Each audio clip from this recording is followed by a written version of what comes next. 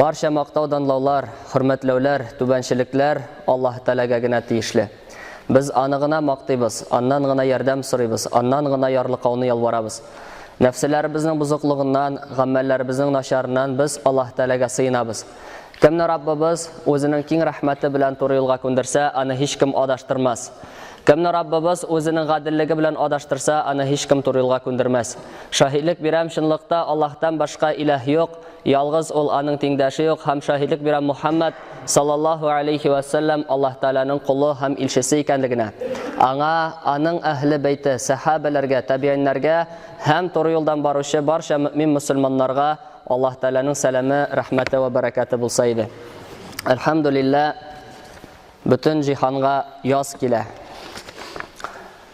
Безнең якларда ул бигрәк тә гаҗәп ел фасылы.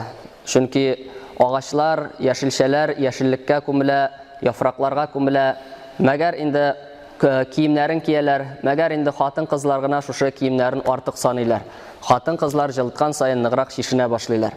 Һәм инде әле менә бер-ике генә көн кояш барлыкка килде. Бүген инде шундый иртәннән үк кешеләр эшкә чыга. Хатын-кызлар иң кызыгы нәрсә тунын кигән киюен, ләкин инде астына киеп торга уныткан. Һәм инде Әбу Бурайда радиллаһу анһу әйтте, Пәйгамбәр саллаллаһу алейһи ва саллям Галигә мөрәҗәгать итте ди. Я Алию, ла тутби'ин назрatan назрата фа инна лакал ула ва лайсат лакал ахира ди.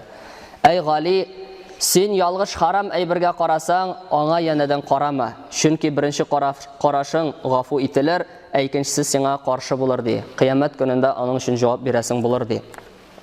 Чөнки инде шушы башка хадисләрдән дә күренгәнчә, караш ул күз зинасы.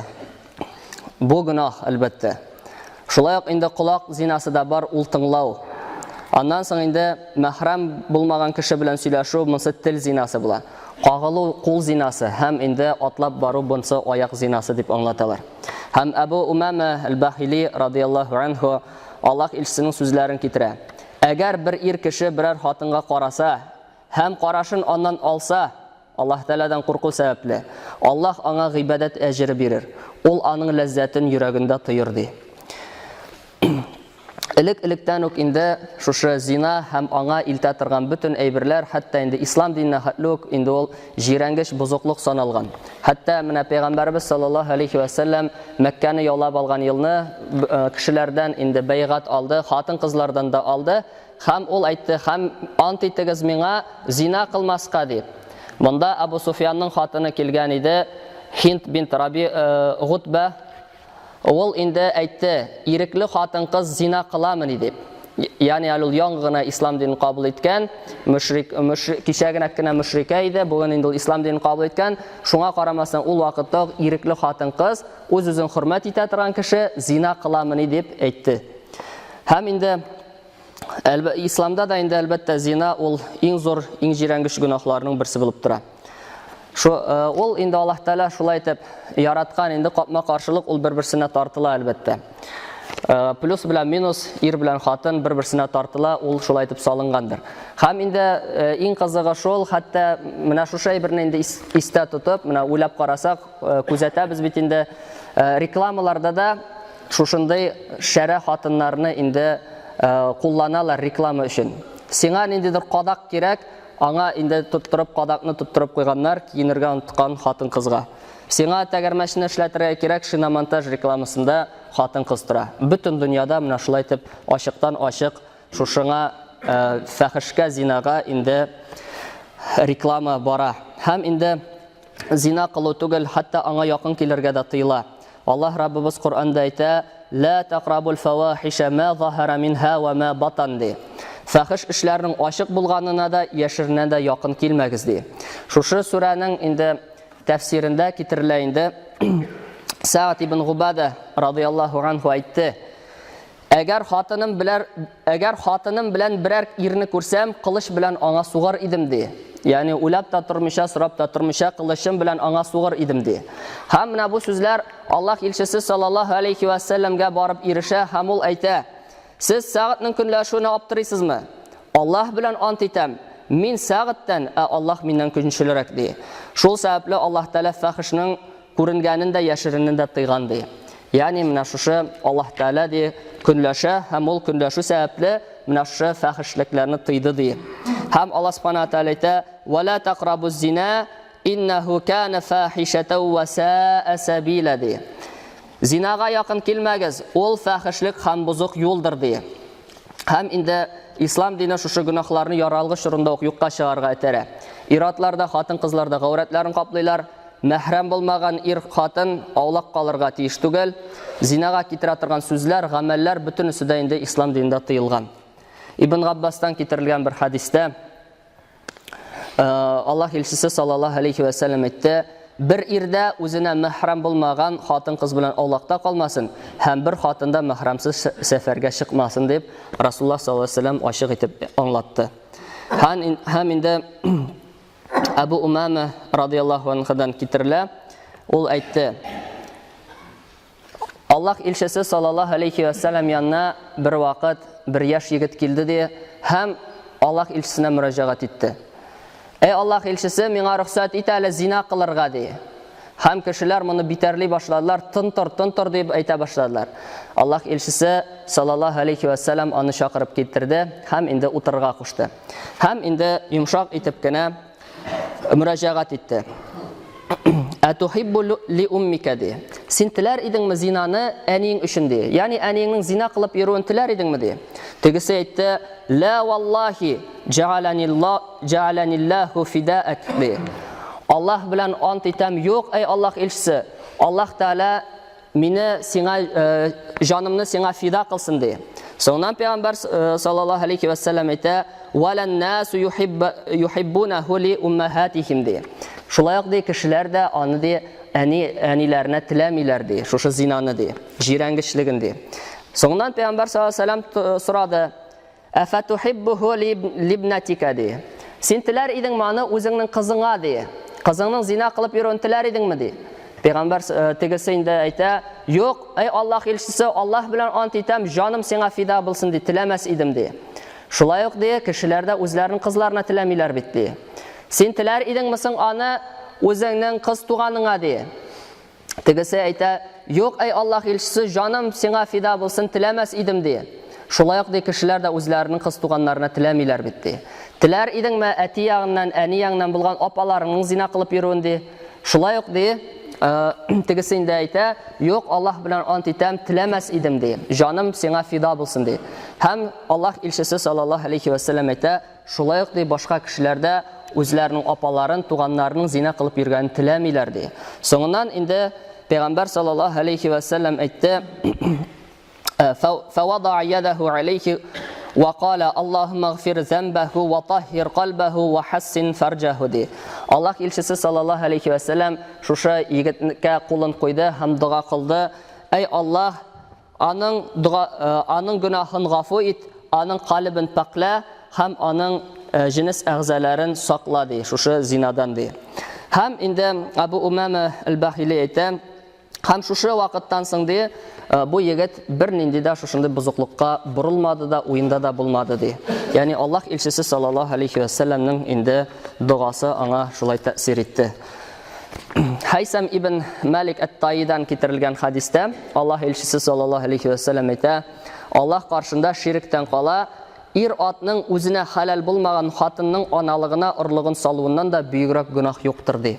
Никахсыз кылынган җинси мөгамәлә, ягъни инде зина, шуннан да зуррак гөнаһ юктыр дип Аллаһ илчесе ассызыклап әйтте.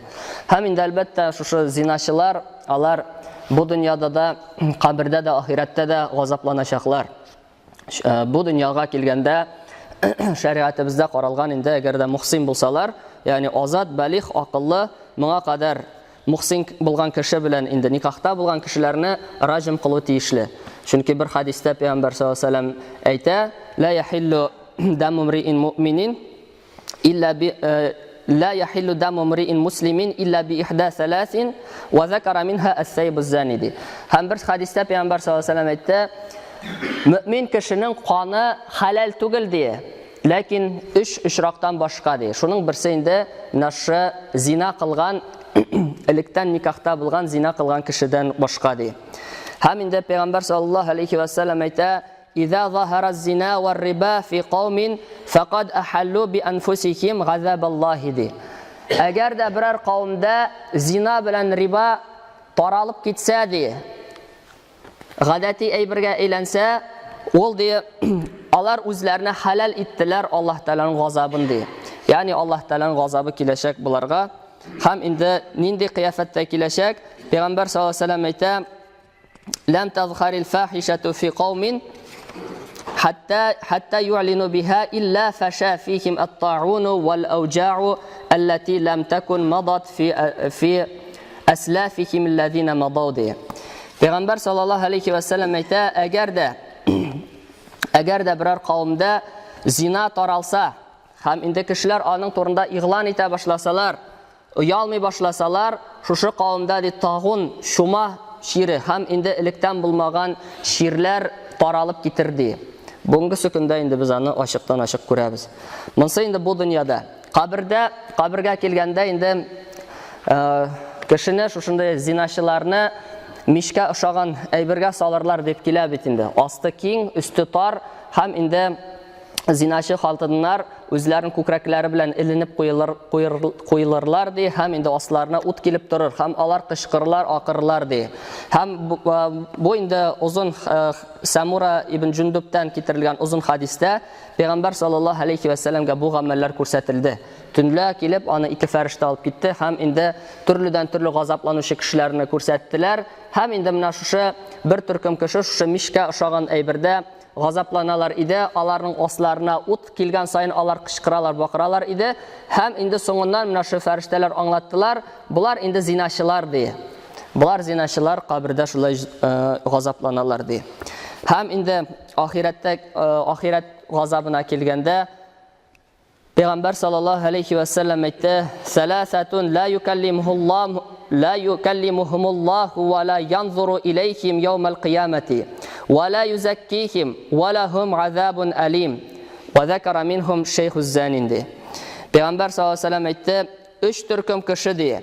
Qiyomat kunida Alloh taolo ular bilan suylashmas, ularga qaramas, ularning gunohlarini paqlamas de. Ham ularga oshi bo'lgan, avur bo'lgan g'azab azirlangandir de. Hamna shu üç kishining birisi ol aytdi, qortliqqa erishgan zinachi de. Qortliqqa erishgan, lekin zina qilib yuridi. Ham endi bundan da zo'rroq tigi uyatqa qolib bo'larga mumkinmi? Alloh subhanahu va taolo bu kishilarga qarab turmay, ham endi albatta Alloh taolaning qaramog'ina da ol endi zo'r yo'g'altu bo'lar edi. Lekin hadisdan kelgancha ham ularga oshi bo'lgan, qoti bo'lgan g'azablar azirlangandi. Ham endi oyatlarda kelgancha bitinda Alloh subhanahu va taolo ayta: "Afamay yulqa fin-nari khayrun amman ya'ti aminan yawmal qiyamati. I'malu ma shi'tum innahu bima ta'maluna basir." de Alloh subhanahu va taolo. Alladhi jahannamga irg'itilgan kishi xayrlimi yaisa salamat bo'lib qiyomat kunda salamat yurak bilan gunohlardan salamat bo'lgan holda Alloh taolo tomonidan bostirilgan kishi xayrlirakmi de. Ham Alloh subhanahu va taolo ayta: "Narsa tilasangiz da shuni ishlagingiz de, durustlikda Alloh taolo sizning narsa ishlaganingizni ko'rib turadi." Endi Alloh Rabbimiz har barchalarimizga da niqli iymon, tavfiq, hidoyat, istiqomat bersin. Shusha bütün a'zolarimizni, ko'zlarimizni, quloqlarimizni zinadan Alloh subhanahu va taolo saqlasin, ham bizning iymonlarimizni niq etsaydi, oxir o'rinlarimizni jannatda etsaydi. Va aqulu qawli hadha va astaghfirulloh li va lakum va li sayri jamaatil muslimin innahu huval g'afurur rahim. Sami'ud du'a.